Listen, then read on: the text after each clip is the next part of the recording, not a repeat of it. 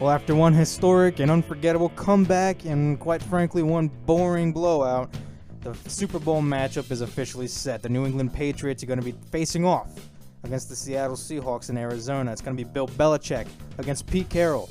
It's going to be Tom Brady, the future Hall of Famer, against Russell Wilson, the up-and-coming quarterback of the future. It's going to be the Patriots' high-flying and unstoppable offense against that Legion of Boom defense in Seattle. Today we're going to recap the NFC and AFC championship games, preview the Super Bowl matchup, and talk about some of the other news that's happened in the last week, the week that I've missed. All that and more right here on Into the Void. What you want? What you want? What you want? What you want? Come on. What you want? What you want? Come. What you want? What you want? Come on. Well, balls, and more balls. Inflated balls, underinflated balls. Bill Belichick's balls and Tom Brady's balls. That's all I've heard all week from CBS Sports, ESPN, the radio, everything. That's all anybody is talking about. A couple of balls. It's ridiculous. You all know what I'm talking about. This Inflategate nonsense that's covering. We should be talking about all week long. We should have been talking about two pretty, well, let's face it, one pretty memorable and awesome NFC championship, and maybe we should have forgotten about the AFC championship, but we should be previewing the greatest, one of the best Super Bowl matchups that I've seen in a long time. Instead, we're talking about fucking footballs. How is anybody else stunned by that? Not stunned, but just that's entertaining to me. It's hilarious. Thank you for joining me once again on this Into the Void podcast. It's Saturday, January 24th, 2015. We're on episode, I think 4, maybe 5. I think it's 4 or 5 or so. But yeah, we'll get more into Inflategate a little bit later. Believe it or not, I'm not going to spend a whole lot of time on it. In fact, I've probably spent more time on it here than I will later on. But first and foremost, I want to apologize for getting this episode out to you guys a little late. I usually like to do my shows on Mondays, and like you heard just a few seconds ago, it's Saturday, almost a week late, but better late than never. Hopefully is your attitude for it. And again, I am sorry, but here I am putting the show out there. How are you guys? I hope you all had a wonderful weekend. We'll start off, may as well, by talking about the AFC Championship game, the weaker of the two from Sunday, of course. I'm talking about the Indianapolis Colts visiting the New England Patriots, and I got this one right in my predictions. Of course, Colts won, the Patriots won, in quite the lopsided matchup, and I don't think anybody else can argue otherwise. LeGarrette Blount had a fantastic game. 3 touchdowns, 140 yards rushing. The Patriots beat the Colts 45-7, which is amazing that some people that's getting. You know what? Never mind. I'll get back at that in a few seconds. But yeah, the rushing attack. The Patriots are known to me, for me anyway. I've known Tom Brady in the passing game. Tom Brady making no-name receivers look like crazy giant superstars. You know, Julian Edelman. Who the hell is Julian Edelman? Before last season, we never heard of him before. And look, let's face facts. Any other team, Edelman is a nobody. Gronkowski is the only tight end, that is, of course, but he's the only receiver of Tom Brady's that actually has a recognizable name and that actually can back that up with his skills. Tom Brady is one of those quarterbacks that makes everybody else around him look phenomenal. Rob Gronkowski being, of course, one of the short exceptions, because Gronkowski is just as great as Tom Brady is at his position. But yeah, Blount had a great game. Like I said, 148 yards, 3 touchdowns. I mean, for a guy who's went from the first time I remember him, he was in Tampa Bay, and I thought he was drafted by Tampa Bay, but I think I'm wrong on that now, doing research on it and whatnot. But Blunt, as I remember him, he's always been an underachiever. He was in Tampa Bay, then he was in New England and had fairly decent, played fairly decently in their games. Then he went to Pittsburgh and he ended up walking off the field in Pittsburgh because they couldn't utilize him the right way. Then he goes back to New England and look, he's blowing up the last couple of weeks. He's been playing phenomenal. Then you got, of course, the Colt defense who just could not stop anything. Like, I really felt bad. 45-7. Like, if you want to talk about blowouts, that is pretty. That's pretty bad. Tom Brady and Bill Belichick and company, they came to play, and it felt like the Colt defense in particular. The Colt offense really didn't do all that great either, but that's a testament to the New England Patriots defense. I'll talk about that here in a second as well. But the Colt defense, they looked pathetic. They looked like they were coming off that win in Cincinnati. It really makes you think that maybe Cincinnati isn't that good because the Colts just outplayed them in every aspect, and then they go here and they just it felt like they didn't even show up to the game. I mean, it was just it was a pathetic showing by their defense who couldn't stop the run, and then when Tom Brady went to the air, they couldn't stop that either. Tom Brady did throw a interception, of course, which led to some controversy after the game. But look, during the game, there is no doubt in my mind. As much as I dislike the organization because I'm a Jets fan, and you need to, oh man, I really dislike that organization. As much as I dislike Tom Brady, as much as I dislike and loathe and hate and just have this burning, passionate hatred for Bill Belichick, there is nobody that can make a solid argument saying that he is not one of the best coaches in the history of the league, if not the best. This is the guy he's been the head coach of the Patriots since either 1999 or around that area, or basically the early 2000s. He's been there for over a decade, and this is a guy who's had success over and over again, and he's the only coach that I know that even though he has this success, even though he has this phenomenal football team, he adapts. We saw it last week about against the or not last week, but the week before that, the divisional round against the Ravens. They employed this kind of trick play, I'm going to call it, like a trick offensive play call, basically where they substitute in ineligible and eligible receivers and whatnot.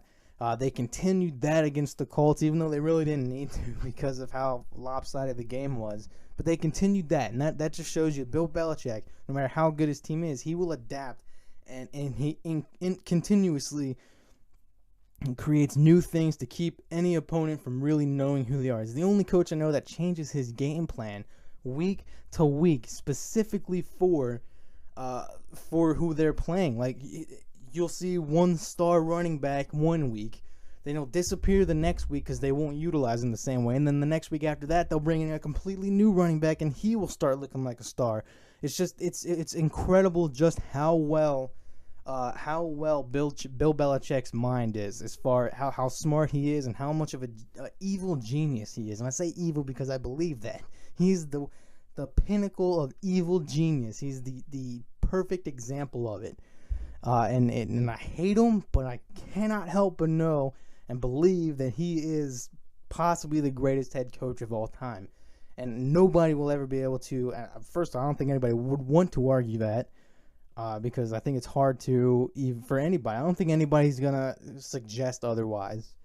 But then you got to add in Tom Brady, and Tom Brady's been there pretty much throughout Bill Belichick's New England Patriots head coaching career too. They've been in the quarterback head coach tangent, whatever you want to call it, for quite some time, and they have really put together one hell of a long-lasting legacy.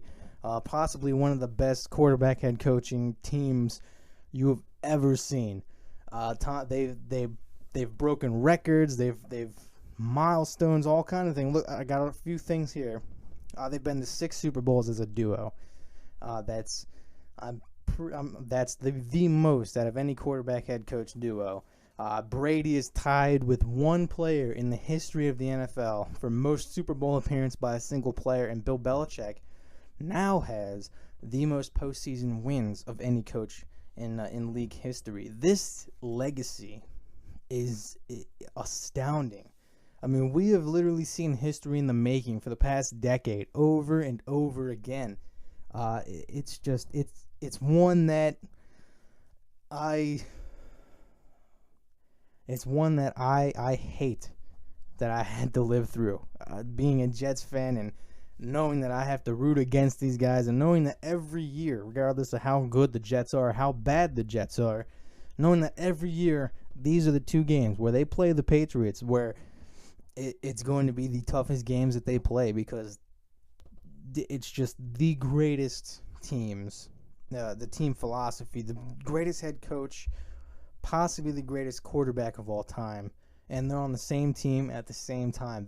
It's just an incredible legacy that is going to go down in history as possibly the best, and it's hard to argue against that. Like I mentioned earlier, the Patriots' rushing attack was phenomenal. The Colts' defense was pathetic. The Patriots continued their trick offense, as you know. And then, of course, after this blowout, we get to the quote-unquote real story behind it. And I say it's the real story behind it because, and I say that with air quotes, because it's not. It shouldn't be. We should be talking about the Super Bowl, the matchup. We should be talking about the legacy of these teams.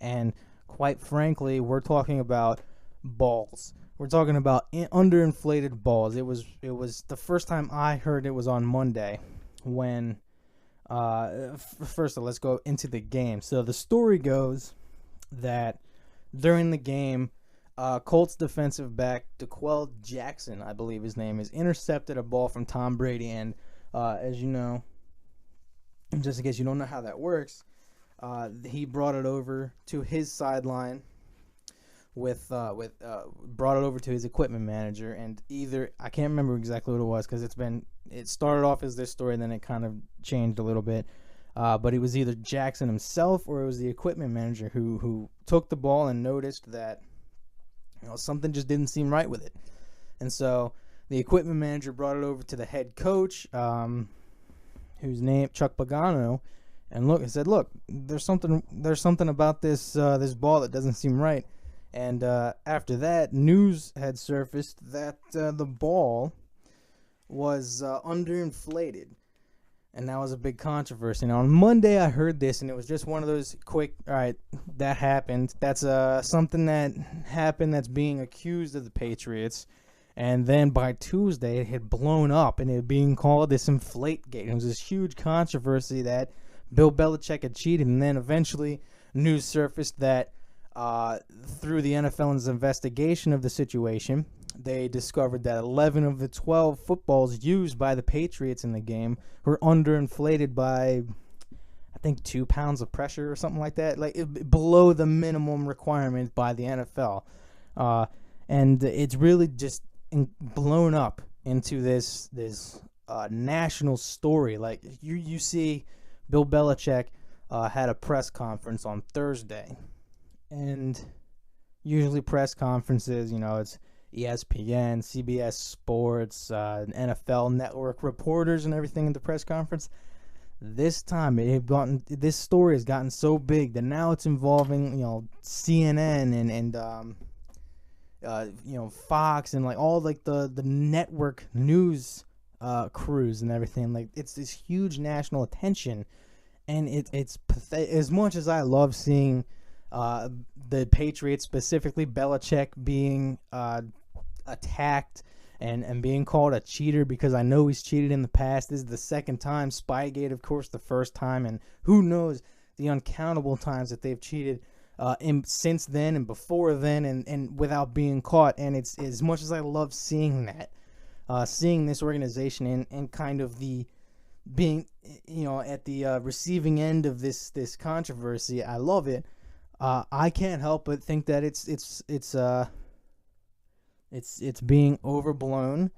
They did cheat, in my opinion, but the score was 45-7. There's 45-7. Okay, There's no way.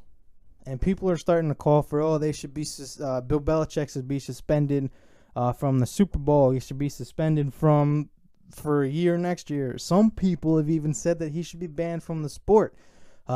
Other people are saying that the Patriots themselves should be eliminated, forfeited for the Super Bowl, and it should be the Colts playing. And I gotta say, people, relax. 45-7. The underinflated balls had no impact on this game at all. When the league found out, or not the league, but the officiating crew discovered something was wrong with the balls during the game, the footballs, they switched them out for, regular ones. Like, they took out the Patriots 11 and 12, but the 11 balls that are at question here, and they gave them room. And guess what? In the first half, the Patriots scored 2 touchdowns in the first quarter, a field goal in the second. In the second half, they scored 21 points in the third quarter and 7 points in the fourth. They scored almost double, they almost scored double the points in the second half than in the first, and that was when they had regulation, we'll call it that, regulation footballs at their helm. So underinflated balls had absolutely nothing to do with the outcome of this game. Did they cheat? Sure. And the main question, I think, is that it puts the integrity of the game in question here. And sure, I understand that argument, but to blow it up into this proportion, to make it this big controversy, and to tag it with that gate thing, I mean, it's frustrating. It's annoying, and the fact that I had to sit there Monday, Tuesday, Wednesday, Thursday, and Friday at work listening to WFN, The Fan, and Fox Sports Radio on my phone, and listening to nothing but ball talk. It's astounding. And the funniest thing about it is, and I'm guilty of this too right now, the funniest thing about it is almost every sports talk radio host and analysis and all the people that I was listening to, almost all of them were saying the exact same thing I am now. It's like, it's ridiculous. I'm sick of talking about it, yet they kept talking about it for a full week. And again, I'm guilty of it too, because I'm spending a lot of time on it right now. It's just, it's it's ridiculous how big this thing has gone, how far it's gone. And I'll get back on, I'll just close it out with saying on Thursday, both Belichick, like I said earlier, and Tom Brady both had a press conference, and they both just denied it completely. And Tom Brady was up there for about a half an hour. Bill Belichick was up there for about 5-10 minutes. And they were just getting bombarded with these questions about it. And I got to tell you, folks, seeing each of their reactions to it, I honestly believe that maybe they didn't know about it. Maybe this was just a fluke incident. Part of me does. 11 of the 12 is kind of a big ratio to say that maybe they just didn't know about it, or maybe it was an accident that happened. But part of me actually believes that they didn't, that they had no idea this was going on, that that it was just a big misunderstanding or something.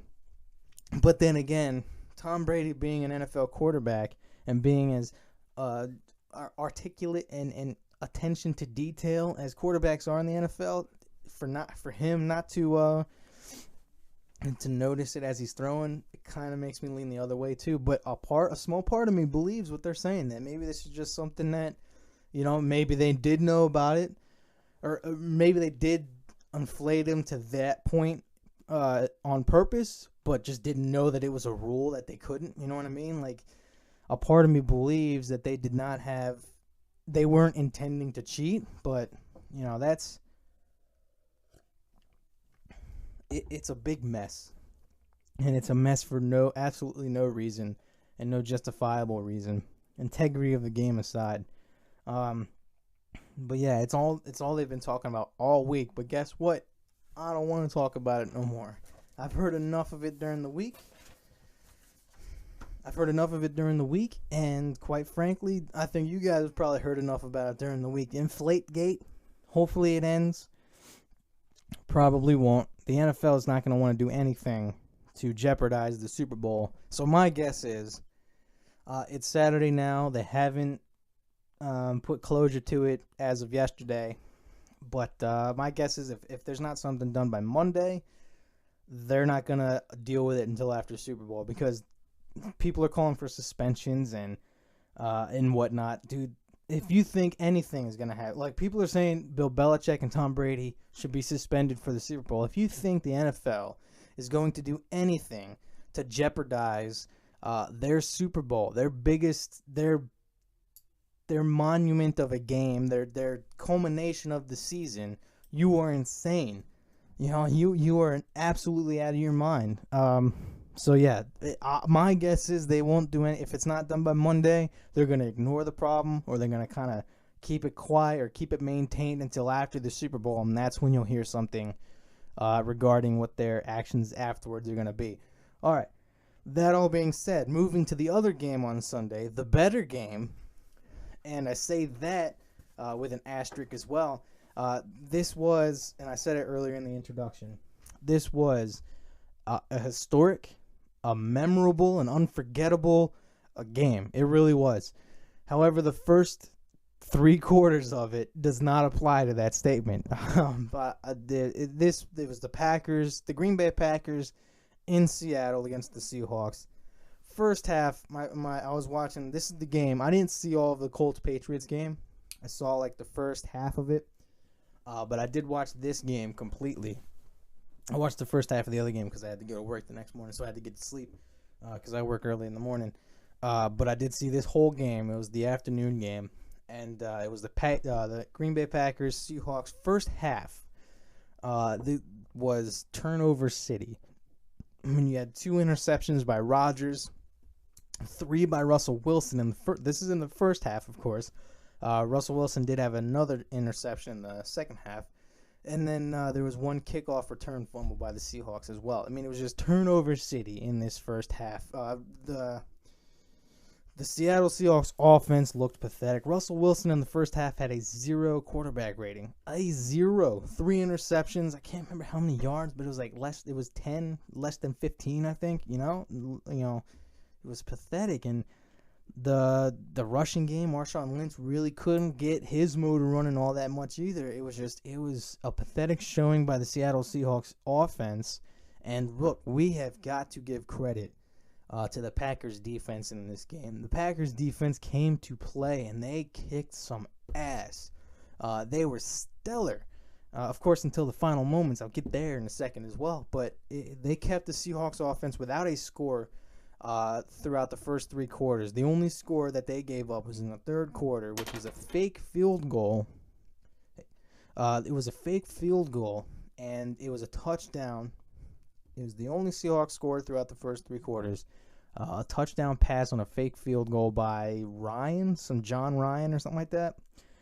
Pat Ryan, the Seahawks punter, I think, or placeholder kicker or something. I don't know, but it was one of the special teamers, and it was a trick play, and it wasn't even Russell Wilson who threw the touchdown. It was like a punter or something like that, and that was the only score throughout the first 3. And then you had the Packers offense, who scored 13 points in the first quarter, field goal in the second, and nothing in the third.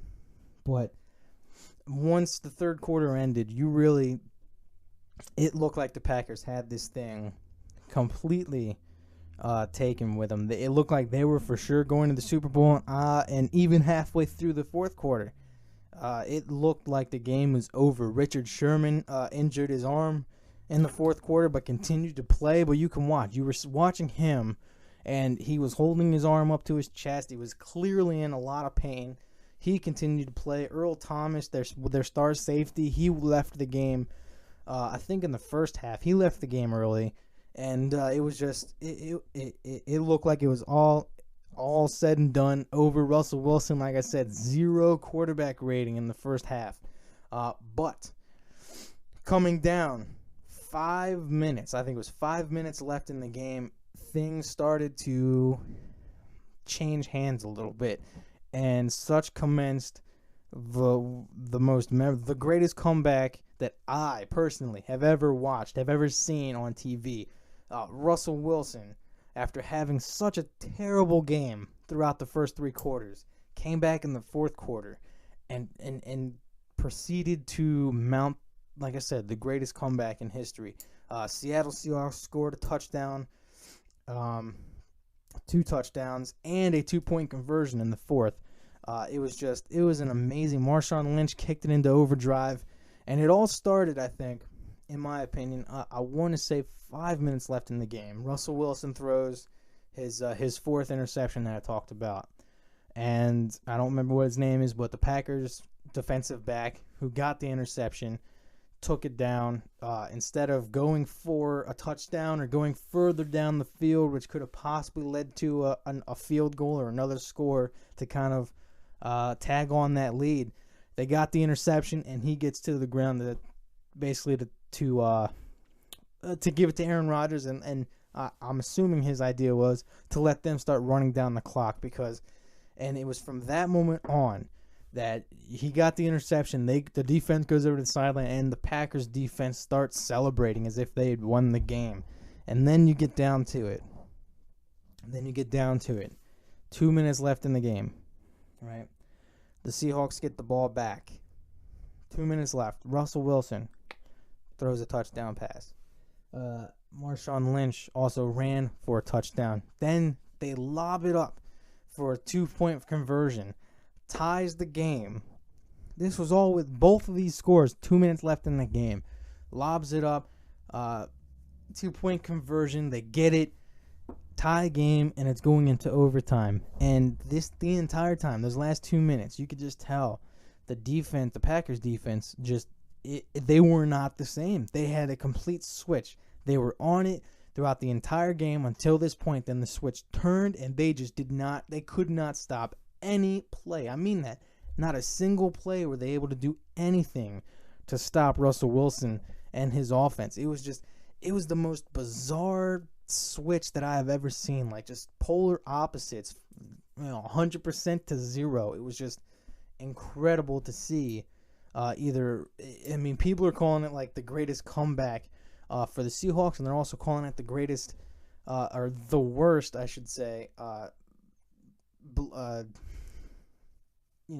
drop off, or what, I can't remember what the word I'm thinking of now, but the worst drop off, the worst collapse of any of a defense in history. I mean, it was astounding, specifically how well they played in the first. It was amazing seeing them just march down the field, 2 drives, tie the game. They go into overtime, and the Seahawks win the coin toss in overtime and score a touchdown on the very first possession, and they end up winning the game, and that sent the Seahawks to the Super Bowl.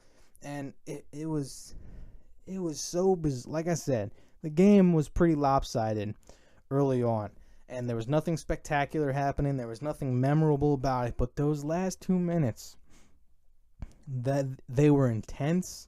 They were just edge of your seat stuff, and it changed the entire scope of the game. It changed the entire your entire memory of the game. It was absolutely astonishing and mind blowing. It was just, I couldn't believe it as I was watching it. I really couldn't.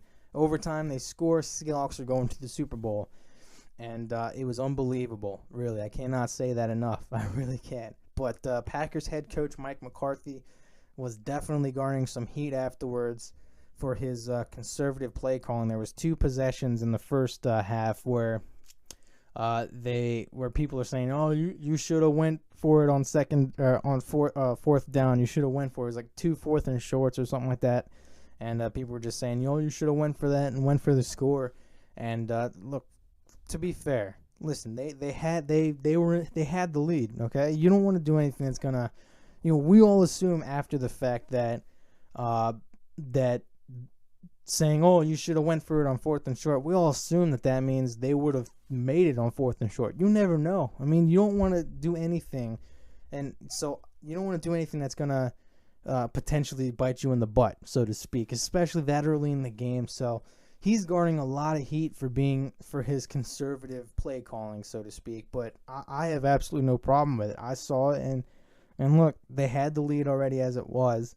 You go for the points. You go for the thing that guarantees you to get points on the board. Granted, now, afterwards, 2020 hindsight, of course, that, look, it wasn't enough. Those 2 if they would have went for it and did it, and maybe got 2 touchdowns after. That would have been the difference in the game. But look, you couldn't have known that at the time. You would have just went for logic. Would have just went for the points there, the 6 points, 2 field goals. I mean, so I think the heat that he's garnering is unjustified. The only other thing that came after the game is the Marshawn Lynch, the Seattle running back, was fined for an obscene gesture for his touchdown celebration. I think it's amazing that you got a guy like Marshawn Lynch who gets fined quite often, actually, and people around the league. There's not just Marshawn Lynch, but a lot of people around the league fined for stuff like obscene gestures and heavy hits or something like that, or well, maybe not with this. That one's irrelevant, but obscene gestures, and in Marshawn Lynch's case, also a lot of not speaking to the media or being uncooperative with the media.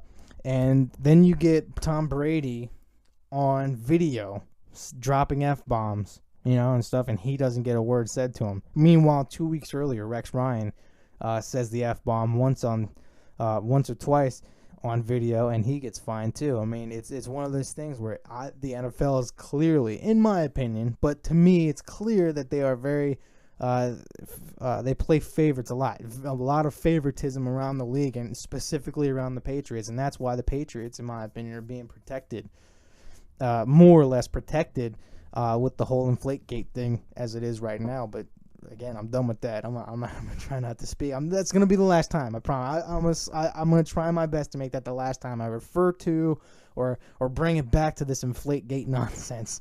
But yeah, again, dude, this such an astonishing finish to this game, and really that should have been, in all honesty, this should have been the topic of discussion throughout this entire week. It shouldn't have been this nonsense that happened in the AFC game. It really, and that didn't last long, did it? But it's astonishing. Just this game was so, I'll never forget how it ended. I really won't. I mean, it was amazing. Russell Wilson was in just very overly emotional and in tears in post-game interviews. And then you get, I don't understand this Seahawks team. They're just a bunch of nut jobs, quite frankly. You got Russell Wilson, who, look, I don't believe. I mean, people are calling him one of the best quarterbacks in the league. People are saying that he's a future Hall of Famer. Look, first off, future Hall of Fame, it's a little early to be talking about Hall of Famers for him. And I've been the one to say it from the beginning. Russell Wilson is overrated, in my opinion. I think that he really is. However, the way he played at the end of this game really got my respect, and the way he's always handled himself. He's always been he always seemed to be anyway, such a nice kid, such a good guy, you know what I mean? But I think he's overrated, and I don't think that. I think he's a benefactor of a pretty stellar running game, a pretty damn good offensive line. I don't think they get enough credit, and of course, a historic defense in the Legion of Boom. I mean, it's incredible. But Russell Wilson, emotional after the game, was just breaking down in tears during post-game interviews. Then you get these psychopaths with Doug Baldwin and I don't think Richard Sherman did anything crazy, but Doug Baldwin and Jermaine Kearse, like, they were yelling and screaming and dropping F-bombs after the game, and there was no message or something like that. I can't remember what they were saying, but it was just, you guys won. Why the hell are you screaming and yelling and freaking out? And one of the things he says, like, you all counted us out. Like, no, we didn't. You were the first seed. You were the favorite in this game. Nobody was counting. Who was counting you out? Nobody. You bunch of nutcases. But it was an incredible game. Can't say that enough. And it really set up the first half of a really incredible matchup for the Super Bowl between the Patriots and the Seahawks. It's one of those teams. I'm not a fan of either one. Obviously, I dislike the Patriots quite a bit. And this whole Seahawks resurgence the last couple of years, the Legion of Boom in particular, I've never really been a fan of. As far as the team themselves, I've always looked at them. Like, you know, when you look at your teams, you kind of like, you have your favorite teams and they're the heroes. And then you always have those teams that are just throughout the league where you just kind of have that villain mentality towards them. You know, you look at them as villains. Mine's the Patriots. Mine's the Steelers. Mine's the Giants. And then the Seahawks are kind of in that same boat where, even though for no reason really, I just look at them and I kind of view them as like the villains right now. You know what I'm saying? But so I'm not really, even though I'm not a fan of either one of these teams, it's really when you look at it, both offenses are incredible. Both quarterbacks are, one's great, the other one's pretty good. Defenses, both are doing, I mean, the Patriots defense, I mean, for years, the Patriots defense has been their weakness. This year, they've been incredible. They've been really astonishing. And it's really created a well-rounded team around him. I mean, Darrelle Revis has been having a great year. My boy Darrelle Revis, that is. And, I mean, it's just it's going to be one hell of a matchup. And I really hope that this controversy after the game doesn't distract the Patriots, because I won't be rooting for them. I'll be rooting for the Seahawks, but I'm going to be invested in this game just solely because of how good both of these teams are. It really seems like it's the most balanced Super Bowl matchup that I've seen in a long time. But I know the news throughout the week, going over to baseball, the Washington Nationals signed, well, we close out the show here, the Washington Nationals signed free agent Max Scherzer from, I think he was last played in Detroit. They signed him to a 7-year deal worth $15 million annually. So $15 million annually for the next 14 years. So he's going to play the next 7 years of his career with Washington, if everything, of course, goes right for him. And then even after 7 more years after that, the Nationals are going to continue to pay him $15 million a year. And man, this was one of the most prized free agents in MLB, in the Major League Baseball this year. And the Nationals, he was 18-5. This is just last year, but that's last year. 18-5 with 3.15 ERA. And then he had an even better season the year before. But he was one of the best see, I'm still on football. He was one of the best pitchers in the league as it is right now. And this signing just adds to this Nationals pitching staff that just looks phenomenal. I mean, you add him to an impressive staff with Doug Fister, Gio Gonzalez, Steven Strasburg, and Jordan Zimmerman. I mean, it's just an incredible. I mean, you look at that lineup. Just think about that: Fister, Gonzalez, Strasburg, and Zimmerman. Strasburg and Zimmerman alone are in the top. Strasburg's in the top 5 pitchers in the league, and Zimmerman's right there in like top 10, top 15 max. And then of course you add Scherzer in there, who's in the top 5 in my opinion.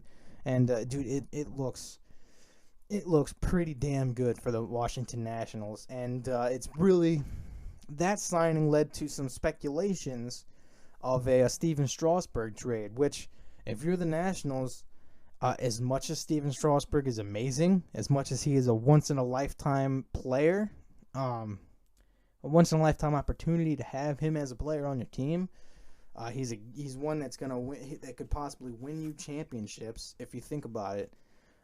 As much as he is that big of a player, if you have the rest of this pitching staff, you might, if you're the Nationals, you actually may consider a Strasburg trade to be, a potentially, something to look into, because can you imagine what they could get for Strasburg? I mean, you could take Strasburg and you can fill out any other holes you have on your roster. Any other holes. You got a hole at left field. If you got holes at left and right field, second base and third base, you can trade Strasburg and fill all 4 of those places. You can get multiple first-round draft picks. You can get multiple top-end prospects. I mean, it's astounding to think of what could this Nationals team, just with this signing. First off, just with this signing of Scherzer, has jumped up the ranks a little bit. They were already division winners. They quite possibly could find themselves in the World Series because of this, because of just how dominant this pitching staff is going to be, or on paper anyway. And then you add in the possible trade of Strasburg, even though that might damage your pitching staff quite a bit, because you're taking out the number one. You're taking out your ace. But if you trade him away and you get equal value back for him, this Nationals team could become a powerhouse, a monster, an instant favorite to win the World Series before the season even starts. So this is a wonderful signing by the Nationals. It does not bode well for my team, the Mets, who are working on a good pitching staff on their end as well. But that does not bode well for the Mets at all. That's all I got for you guys today. We're going to go ahead and close out the show with a quick recap of what we've missed during the week. And because, of course, my show notes were written on Monday, some of these are going to be old news, but I want to talk about them. There was a handful of NFL coaching vacancies filled throughout the last 2 weeks or so. Former Cardinals defensive coordinator Todd Bowles was hired as the New York Jets head coach. Former Ravens offensive coordinator, and before then, the Texans head coach Gary Kubiak was hired by Denver to become their head coach. That after John Fox, their old head coach, left the team with a quote-unquote mutual agreement with Denver the week before, 2 weeks ago. He gets hired on as the Chicago Bears head coach. Jack Del Rio agrees to become the Oakland Raiders' new head coach. He was previously the defensive coordinator for the Denver Broncos, and the San Francisco 49ers named Jim Tomsula their former defensive line coach. They promote him to their new head coach, and former Buffalo Bills head coach who opted out of his option and left the Buffalo Bills after the season ended. He agrees to join the Jacksonville Jaguars. Get this, not as a head coach, not as your offensive or defensive coordinator, but he joins the Jaguars as their assistant head coach and offensive line coach. Why would you opt out of a head coaching job? Granted, he still gets paid for this year, regardless, by the Bills, that is. But why would you opt out of a head coaching job and take not only a demotion, but like a double or triple demotion down the ranks there? That kind of surprised me. It was really then you got the New York Knicks snapping a 16-game losing streak on Monday against the New Orleans Pelicans. They won 99-92. Then their next game against the Philadelphia 76ers is the battle to see who the worst in the league is. They beat them 98-91 on Wednesday to make it a 2-game win streak. And then, to my surprise, they beat the Orlando Magic 113-106 on Friday. So 3 straight wins by the New York Knicks. Definitely a surprise in my opinion. I mean, I didn't think that was possible after the season they've been having so far. It looks like J.R. Smith being traded out of town might actually have been a blessing in disguise for him. It looks like maybe they're getting some more of. It looks like maybe they're getting their locker room back into shape a little bit. Now all they got to do is get rid of Carmelo Anthony. He is their star player. He's their best player, but he's a head case too. Get rid of him as well, and then you can start rebuilding and putting together a better team. They're set to play the Charlotte Hornets tonight. That is Saturday at 7 p.m. And then Lakers star Kobe Bryant out for the rest of the season with a torn rotator cuff. And questions are starting to arise of whether or not this could be the end of his playing career. And quite frankly, it just might. That's all I got. Like I said to you guys, thank you all for joining me once again.